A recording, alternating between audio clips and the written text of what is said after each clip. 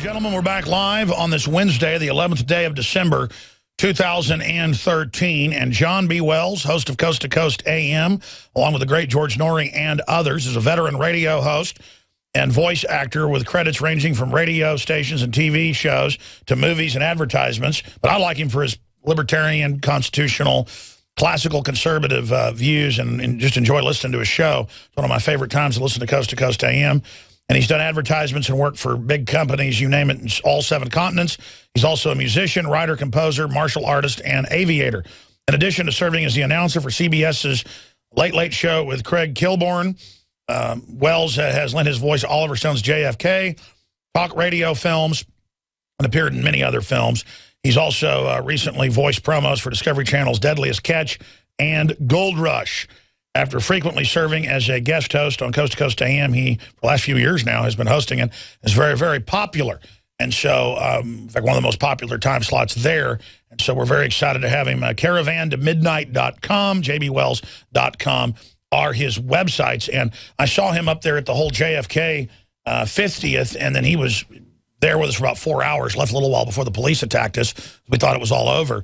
Before the deputies attacked us, and so we had him on from the road there, went out to dinner, really enjoyed getting a chance to hang out with him.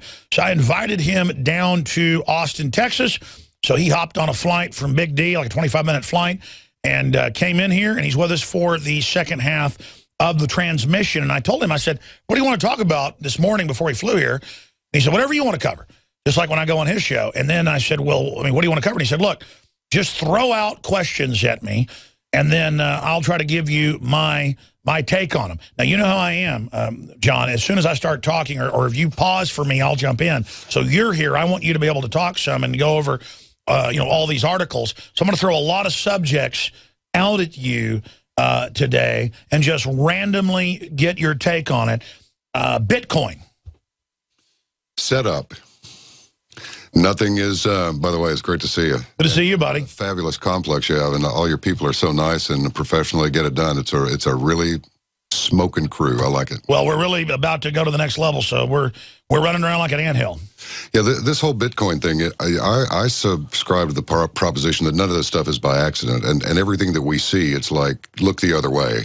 And the noises come from over there. Look that way. That's where the action is. So I was behind the curve pretty bad on Bitcoin because I don't play around with the financial markets. I'm not interested in stock investment or any of that. I just observe what's going on. Hey, the market crashed. Well, that's bad. Market's up. Okay. Oh yeah, there was that quantitative easing. That's probably why the market's up. Okay, and that's about the extent of it. But Bitcoin started becoming a term more and more frequently used, and I just thought, this stuff is getting just a little bit too much play for it to be some really revolutionary idea in mercantilism. And of course, when it hit the papers yesterday, so to speak, that JP Morgan is going to upgrade their patent on their version of Bitcoin from 1999. Oh, and then the little sub-headline was, persons could make transactions anonymously. There's no such thing as an anonymous transaction over the internet. That's just rubbish. So to me, it's like, okay, there's your one world currency in the making. Particularly if JP Morgan's behind it, because they're behind everything that has anything to do with money and have been since there was a JP Morgan. Well, I'm on record saying that this is the type of thing that I think JP Morgan or Goldman Sachs is behind. And I'm not saying that unequivocally, but I've always not followed my gut, even though it's always been right. Now I follow my gut. Yes. And my life just gets better and better and better by the millisecond because the gut's running things now. The brain already knows what's going on, and intellectually I see a lot of stuff that's wrong with it. And here's my issue. They keep saying in the last 5 years, we need a new bubble. They said we're going to come out with a new digital global currency, but we need to call it something other than SDRs, strategic drawing rights. They said they want 100 trillion in new liquidity from taxpayers. So they run it out there like it's this new crypto thing against them. A bunch of people jump on it like the tulip bubble, where tulips were going for the equivalent of $1 million, and then a month later were worth nothing in Europe. People can look up that as a case. It has all the signs and handiwork of the same tailor. This suit was cut from the same cloth. Now, I'm not saying people can't make money in the run-up of it. I don't want the bad mojo, the bad karma, reap what you sow. if my gut tells me there's something wrong with it, forgive me, I'm just saying danger Will Robinson. You know, we have something approaching from the east, very large, very dangerous. And I totally concur with what your gut is telling you. And now it's, oh, they had a patent 14 years ago of something, and this comes out of Austria, and no one will say where it is, and it's been pumped in the liberty movement. They may even destroy this and roll something else out and then blame us. I'm not getting blamed when it all goes belly up. The thing is that the most fundamental concept of capitalism is one that I believe most people don't understand, and that is these contractions have to occur. If you just read the back of any credit card statement, or any institution's, the specifics and the details of what your loan is going to cost you, you see that. I mean, back in the 80s even, I thought, you know, we've got M1 and M2. M1 is the cash and the checking accounts and savings accounts. M2 is basically paper money. Well, if a day came when all of that debt came due, there's not enough money in the entire system to pay it all. So what happens is we see these bubbles, you see expand, expand, expand, and then there's a contraction. There's only one or two ways to manage your monetary system, and that is to collapse it every once in a while and throw a few players out. They bankrupt them, they foreclose on them, they resell, and then the expansion starts again. So now that this globalistic economy has come into play, well, the danger factor goes even higher, because now instead of just various markets and maybe even one country having a capitalistic contraction, now there's a possibility the entire world could have a capitalistic contraction.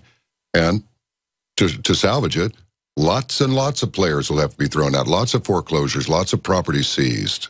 And the globalists have used fractional reserve banking and the boom-bust cycle to gain dominant control. Now they openly say they're going to have one giant meltdown, pose as the saviors during it, make us accept a new digital global currency that we pay carbon taxes to back, that then surveils all human activity through the Panopticon NSA grid that's actually global.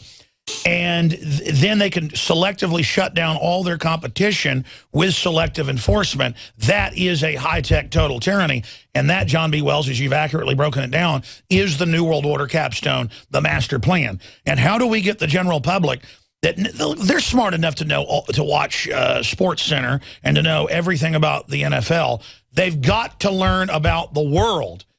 People aren't successful because you don't know how the world really works. You know about your sitcom people and your football people, you know, the male soap operas. And I get football, folks. I like it, too. The point is that I'm not that smart, and I figured this out. John's a smart guy. He figured it out. And it's all coming towards a very bad design contraction. So what do we do about it? Well, I don't really know what we do about it, because the other component is one that we've discussed before, and that is taking some of the players out may equate to literally taking some of the players out. In other words, big conflagration. I was reading about the, you know, if there is a huge solar, what do you call it, a coronal mass ejection and so forth, that took down the grid. I mean, I believe it was on InfoWars that the potential to eliminate 9 out of 10 people because of civil unrest and this and that and the other, because your grid goes down. That's yeah. The Pentagon says that, and now they know on average every 100 years or so we get hit by one big enough that when it hit last time, it blew out most of the electricity in large areas of the world. Imagine if that hits now. Well, look, the population is high-strung enough as it is. I mean, they're as tight as a bowstring as it is. Somebody is waiting for something bad to happen. Oh, it's not just somebody, it's this entire group. Well, which group? I mean, is it the poor group? Is it the patriot group? Is it the conservative group? Is it the liberal group? Who's waiting for something to happen? Everybody's waiting for something to happen. And you ask, what can people do about it? The thing is train yourself to look in the opposite direction from where the noise is coming. And I think we're going to be, I think we're a few months off from determining how we're going to survive, let alone succeed. Maybe the success will come later. But I think we're looking at a scenario within the next 6 to 8 months. It could be quite dramatic. I mean, all these antics from the executive office, this routine circumvention of the Constitution, this unbelievable militarization of the police departments, and these people are just running around shooting like ever before. Now, people can say, well, you got the internet now, so they can make a case for saying, no, that's just stuff that happened all the time, always has happened, and you're just hearing about it now because communications methods have improved. It's like, not really.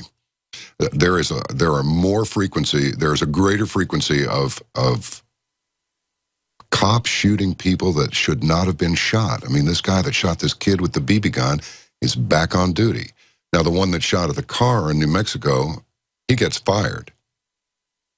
But the one who killed the kid is back on duty. Well, we all see the videos where a lab jumps out of the car because the cop opens it. The tail's wagging. Anybody knows a dog that's friendly. And then the cop just shoots it. I mean, what is this? Why is this happening? Why are the policemen that we trusted when they showed up? It's like, oh, good, relief, help is here. They'll help us. I mean, to me, it's almost as though every confrontation with the police officer is potentially life-threatening now. Well, that's because they've been trained to be warriors, and if a Marine doesn't act first, he'll be dead Marine. That's what this guy that shot the 13-year-old with the airsoft gun said in SWAT magazine. He said, you've got to act even if you don't know what you're doing. Just some action is good. Well, that's not true. Well, that's not public service either. But, I mean, he's not fighting the Taliban. No. It's not like he was in Afghanistan and the guy had something that looked like a rifle and turned around. He shot him. You'd be like, yeah, it's a war zone. It's a rural area of Northern California with a kid with a plastic pellet gun. It's just beyond anything I've ever seen. I don't understand why you can't pull your pistol out and march up going, put your hands in plain sight or I'm going to start shooting. I'm warning you, don't do anything else. And then if somebody makes a threatening move, it's like, well, there's always a kneecap or a leg or an arm or a shoulder or something. You don't have to dump your whole magazine in the person. But I think they do that. Well, they train them in instinctive shooting to kill them immediately. That's why we had a case in Austin where a guy with no criminal record got pulled over. Officer said, you know, get out of the car from his little loudspeaker or whatever. And the guy gets out with his wallet in his hand, and the cop just instantly, like he was a gunslinger, starts firing at him. And listen, I had an Austin cop pull me over for speeding about 10 miles an hour in Northwest Hills when I was a senior in high school. My mom said, go get me frozen yogurt. And I said, okay. Because, them helping me get a car meant that I would do errands for him constantly. Right. Which I like doing. So I go up and get the thing, and my weight belt's sitting in the front of the seat. Green Mustang. Cop pulls me over right by my house, like 300 yards away. He walks up, hey, how you doing? License registration, you know your speed. All of a sudden, hands on the wheel, ah! He had the gun to my head, just going, ah, ah. And he was like, get out, get out. And he was like, oh, never mind. And luckily, he didn't. Nowadays, they'd beat me up or something because they were wrong and prove they were. He goes, oh, it's a weight belt. Oh, okay, well, I thought it was a knife scabbard or a gun. And I was just like, okay. And he let me go. But, I mean, the thing was, I was more calm with him with a gun to my head, screaming. and he was, and he's holding the gun. Yeah. And I mean, obviously, the guy pulls up, I'm like, hey, yeah, sorry. Boom, gun, two, like, I mean, what is that? Psychosis. That's what it is. I mean, well, if they're so afraid, they shouldn't be a cop. That's correct. That's absolutely correct. I mean, DPS officers, Texas State Police, they typically don't act that way. Now, I'm not saying they're angels. They're not. You don't mess with the DPS. These are serious cats. They really are. But they've got a calm demeanor about them. And now, if as what happened in Fort Worth, Texas, some years ago, the DPS says, stop what you're doing, and you speed off, and he's on your truck, and he goes, stop the vehicle, and the guy doesn't do it, so he goes, boom. Yeah, well, that's different. That's asking for it, you know. Yeah. A Texas state policeman that's clinging to your vehicle is telling you stop the vehicle. Yeah, well, that's life-threatening. That's different. But just to flip out because of a weight belt in the seat, it's like, what's wrong with you? And I think a lot of these guys are probably ex-military, and when they come back from being in the stuff over there, what are they going to do? How can they apply those skills? And they're already jacked up. Well, I would be completely exhausted every day if I just ran around with my eyes bugged out thinking everybody was out to get me. Because I did some competitive shooting, and it was like more than half of them were cops involved in it. I got out of it because they were so whacked out. And literally just acting like Rambo. Yeah. And just thinking people are hiding under the, Well, a lot of people drink. A lot of people take Prozac-based antidepressants. A lot of these police are under. I think part of the problem is that the society is so big now. I mean, literally in numbers, physical numbers, that they are exposed to so much ugliness that it affects you. You can't see somebody. Oh, I agree. Just reading the news every day, I've become pretty crazy. Yeah, it's enough to make you walk on the side of your head. We'll be right back, John. Amazing. Hello, this is Hank Hill, And I'm telling you what, you need to listen to Alex Jones. Yeah. Infowars.com.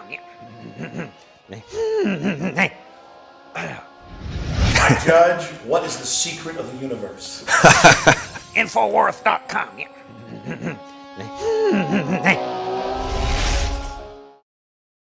CaravanToMidnight.com is the excellent website of John B. Wells. You can hear him Saturday nights on Coast to Coast AM on over, 600 stations or something around the country. And many stations that we're also carried by.